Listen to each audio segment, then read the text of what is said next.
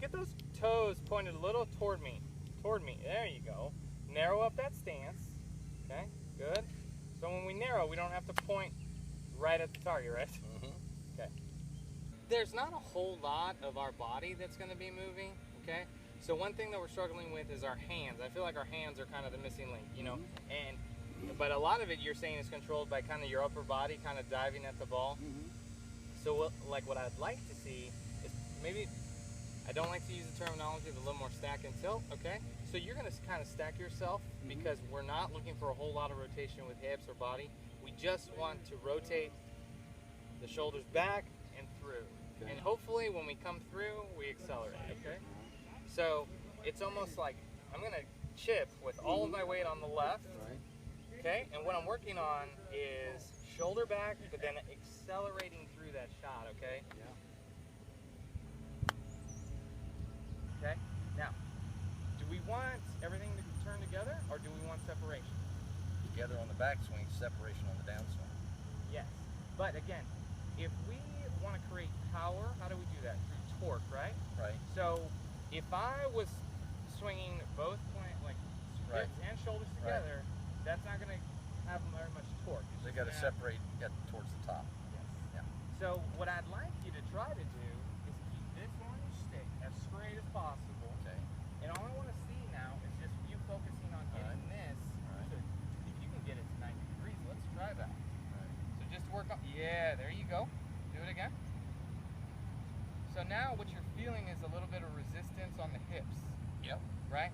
And now it's feeling resistance back up through here. Sure, but I'm saying there's being resistance built. If you can hold your hips here, and our shoulder turn increases, that's where some power is going to be. We're going to discover some power, okay? So sit here, and get in that golf posture, good golf posture. Stick that butt out for me. You got great posture, George. And I just want to see you work on your backswing shoulder turn. Good. Okay? Now, I really want you to push yourself. This is going to be kind of like a drill for you. Yes. Okay? And I'm kind of holding you in place here, right?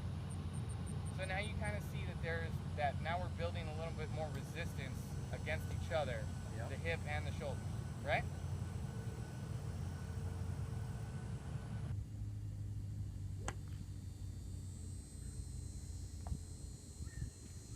What do you want me to do?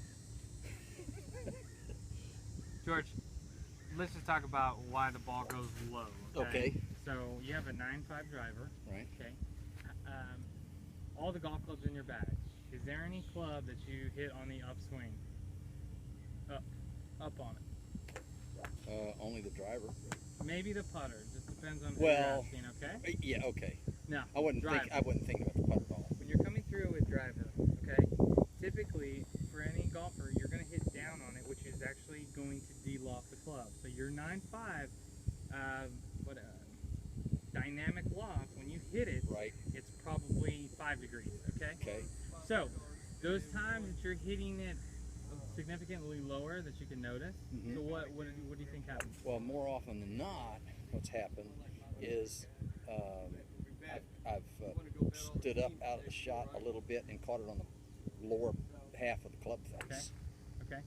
Well, I'm going to say two other scenarios too, okay? One is setup, okay?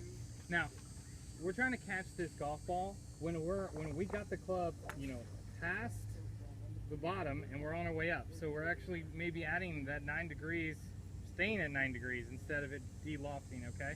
So I would like to see, if you start seeing the ball go low, definitely check your alignment with the ball.